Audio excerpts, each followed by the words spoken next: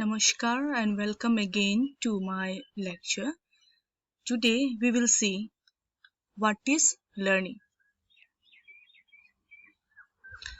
Now first of all let us see the meaning and the concept of learning. Learning, it is a lifelong process.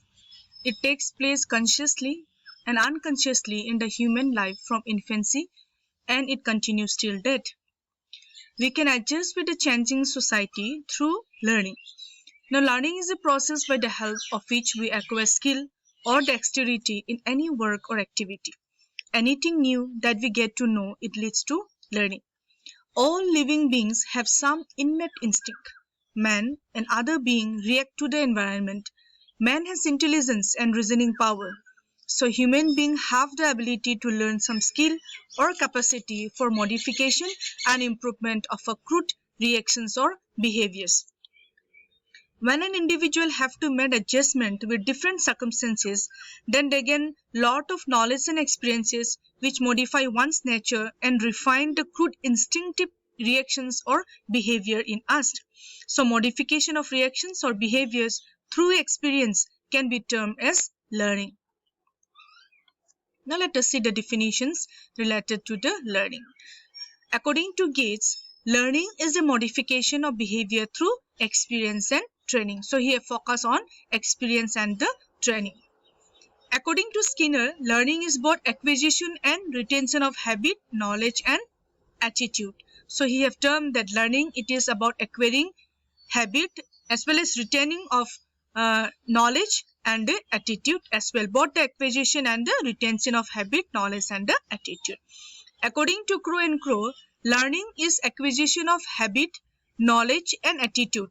It involves new ways of doing things and it operates in an individual's attempt to overcome obstacles or to adjust to new situations. So even Crow and Crow have also focused on the acquisition of the habit, knowledge and the attitude. According to I.P. Guilford, learning is any change in behavior resulting from behavior. So he have focused about changing our behavior or modification of behavior which takes place because of the behavior. That means that behavior is again, it is a result of the experiences. So we can see from this definition that learning, it is nothing but acquisition as well as retention or modification of behavior through experience and training, or it is acquisition of the habit, knowledge and attitude through those experience and the training. Now let us see what are the characteristics of learning. Learning takes place due to new experience and training. It is an universal process. It is the establishment of bond between stimulus and response. If learning has to take place, there must be a stimulus as well as the response. It is an act of adjustment of individual with his environment. It is goal oriented. To achieve one's goal, one have to learn. It is problem solving. Before we learn any task, it becomes a problem for us. Once the task is learned, problem is solved. So before learning a problem, the task becomes a great problem for us and hindrance and obstacle. Once it is learned, it is solved. So we say learning is problem solving. Habit makes learning permanent. Learning cannot be permanent without repetition. So repetition is required for learning. Learning depends on motivation. Motivation arouses a desire to learn and achieve more. Learning is an individual activity. Due to the individual differences, learning does not take place equally for every individual. So it is completely an individual activity. Maturation plays an important role in learning. Interest and learning are interrelated. Without interest, anything cannot be learned. Now let us see what are the learning and maturation. Learning and maturation are intimately connected as both results in change of behavior. They are interconnected and interdependent. Maturation is a natural process. It is a process of growth and development which takes place within the individual without any special training, practice or any other type of stimulation. Example, at a particular age, all the children normally start sitting, crawling, standing, walking, speaking and so on. Such behavior is the result of the maturation. Learning is an outcome of stimulating situation. On the other hand, it is a modification of behavior which is a result of some experience, training or practice. Practice refers to formal training, and experience includes all types of happenings in life. Thus, swimming in the river, singing, driving, playing volleyball, etc. are result of learning. But most of the activities of human beings are difficult to decide as of which activities result from maturation and which one is from learning. The simplest example is that the language development of the child.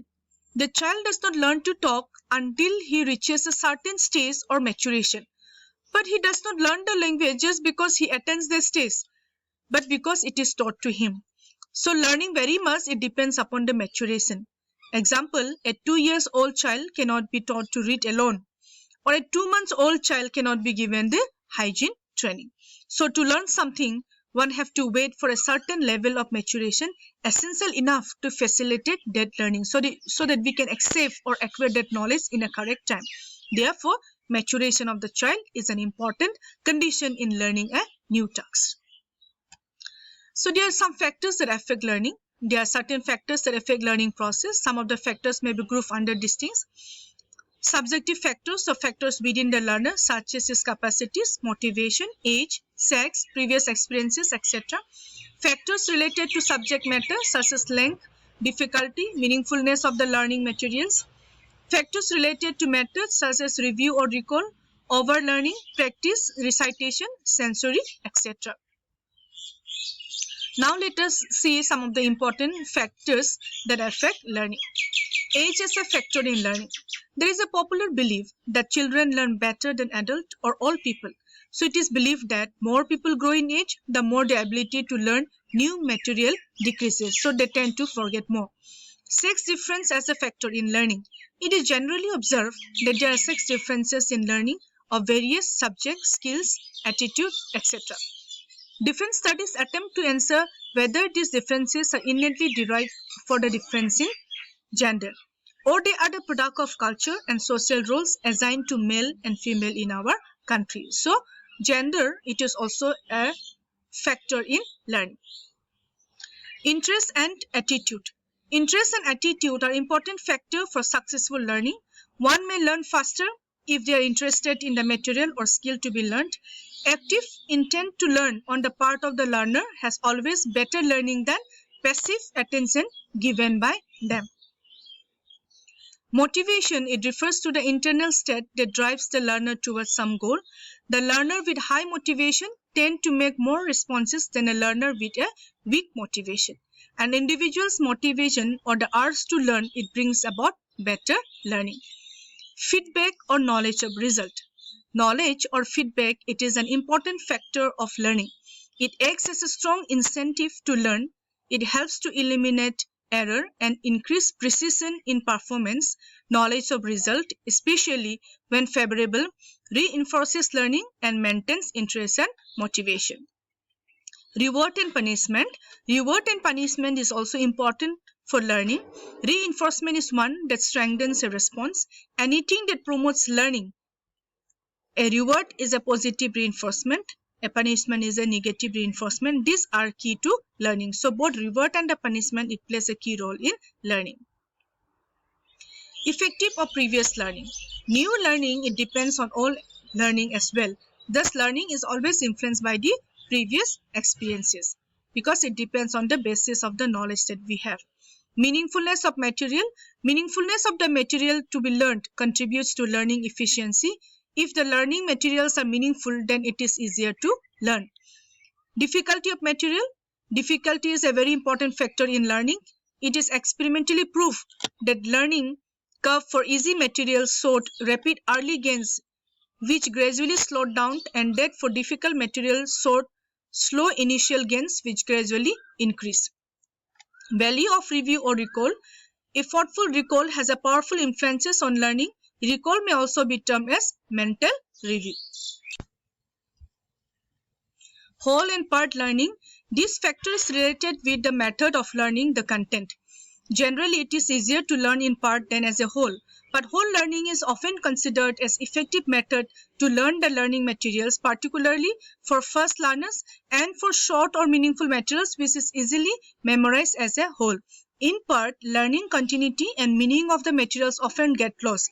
But if the content is very long, it may first be learnt in parts, then as a whole.